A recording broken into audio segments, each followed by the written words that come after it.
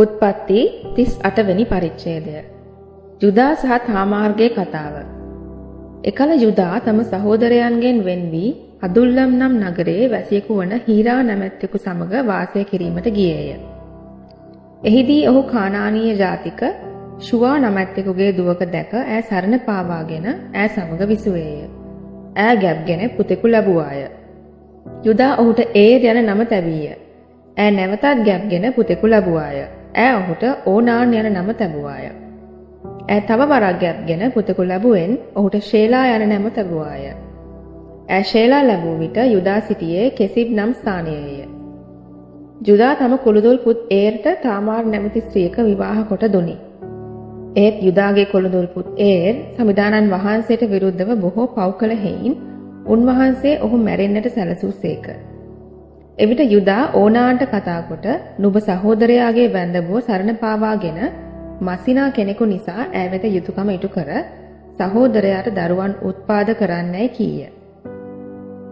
එහෙත් ඕනාන් දරුවන් තමාගේ නොවන බව දැනගෙන තම සහෝදරයාගේ වැන්දබුව සමග සයනය කළ සෑම විටම සිය සහෝදරයාට දරුවන් නොදෙනු පිණිස තම පුරුෂ ධාතු බිම වැగిරෙන්නට සැලසීය.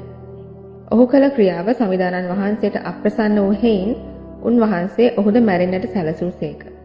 එවිට යුදා තම ලේලිය වන තාමාර්ට කතා කොට මාගේ පුත්‍ර ෂේලා වැඩිවියට පැමිණෙන තෙක් ඔබේ පියා වෙත වැන්දබුවකු මෙන් ආපසු යන්නයි කීවේය. ඔහු මෙසේ කීවේ ඔහුගේ සහෝදරයන්ට වූ ලෙසම ඇතැම් විට ඔහුත් මැරෙන්නට පුළුවනයි සිතූ නිසාය. එවිට තාමාර් ගොස් තම පියාගේ ගෘහයෙහි පදිංචි වූවාය. කලක් ගිය පසු ෂුවාගේ දුවවන යුදාගේ භාර්යාව මලාය.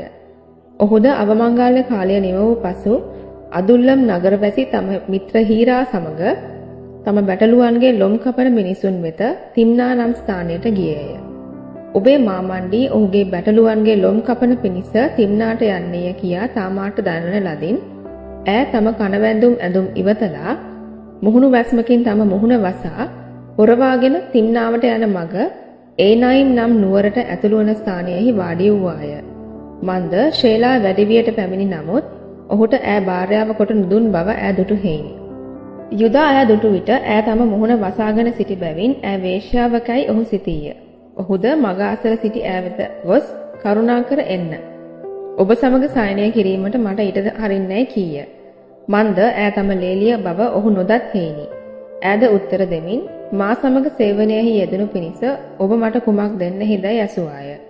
පට්ටියෙන් එළු පැටියක එවන්නෙමි ඔහු කී විට හොඳයි ඔබ එය එවනතුරු මට අත්තිකාරමක් දෙන්න හිදයි විචාලාය. එවිට ඔහුද කුමන අත්තිකාරමක් ඔබට දෙන්නදයි ඇසුවෙන් ඈද ඔබගේ මුද්‍රාවත් මාලයත් අතේ තිබෙන සැරයට යටයයි උත්තර දුන්නාය. ඔහු ඒවා ඈට දුන් පසු ඈ සමග සයනය කළේය. ඈද පිළිස්ද ගත්තාය. පසුව ඈ නැගිට පිටත්ව ගොස් සලුව ඉවතලා කනවැන්දුම් ස්ත්‍රියකගේ ඇඳුම් ලා ගත්තාය. යුදා අදුල්ලම් නගරවාසී තම මිතුරා අත සියගෙන් අත්තිකාරම ආපසු ලබා ගන්නා පිණිස එළු පැටියෙකු යැවීය. එහිත් ඔහුට ඈ සම්බ නොවූවාය. එවිට ඔහු එහි සිටිය මිනිසුන්ට කතා කොට ඒනයින් නම් ස්ථානයේ මග අසල සිටි වේශ්‍යාව කොහෙදයි ඇසූ විට එහි වේශ්‍යාවක් සිටියේ නැතයි ඔහු උත්තර දුන්නා. පසුව ඔහු යුදා වෙත ආපසු ගොස් මට ඈ සොයා ගන්නට බැරිය. ඇරත් එහි සිටි මිනිස්සු පවා එහි වේශ්‍යාවක් සිටියේ නැත කියා කීවෝයයි සැලකලේය. එවිට යුදා කතා කොට ඈ ගද්දේ ඈම තබා ගත්තාවේ. නැත්නම් මිනිසුන් අපට සිනාසෙන්නට පුළුවනි. ඔබට ඈ සම්බ නොවූ නමුත් බලන්න මම මේ බැටළු පැටියා ඈවත යැවීමි කීය. මාස 3ක් පමණ ගත වූ පසු ඔබේ ලේලිය වන තාමාර් වේශ්‍යාකම් කළාය කියාද ඇරත් වේශ්‍යාකමින් ඈ පිළිස්දගෙන සිටින්නීය කියාද යුදාට දන්වන ලදින් ඔහුද ඈ පිටත ගෙනවුත් පුලුස්වා දමන්නයි කීවේය. ඈද පිටතට ගෙනනු ලැබූ විට තම මාමණ්ඩිට පණිවුඩයක් යවමින් මේවා යම් කෙනෙකුගේද ඒ මිනිසාට දාව මම පිළිස්ද ගත්තෙමි. එබැවින් කරුණාකර මේ බඩුවන මුද්‍රාවත් මාලයත් සැර යටියත් කාගේද කියා විමසා බලන්නයි කීවායි. යුදාද ඒවා හඳුනාගෙන මාපුත් ෂේලා ඈට නුදුන් බැවින් මට වඩා හරි දේ කර ඇත්තේ ඈයයි කීය. එහෙත් ඉන්පසු ඈ සමග ඔහු සයනය කළේ නැත. ඈ ප්‍රසව වේදනාවෙන් පසුවන විට පුදුමයකි. ඇගේ කුසේ නිමුල්ලු සිටියහ. ඈ දරුවන් ලබන කල එක දරුවෙක් අත පිටතට දැමීය. වින්දමු මවද එයගෙන මොහු පළමුවෙන් පිට වී යයි කියා ඔහුගේ අතේ තද රතු නූලක් බැන්දාය. එහෙත් ඔහු අත ඇතුළට ඇදගත් විට ඔහුගේ සහෝදරයා බිහි විය. එවිට වින්නඹු මවද ඔබ කඩා බිඳගෙන ආ සැටි යසයි කියා ඔහුට පෙරෙස් යන නම තැබුවාය.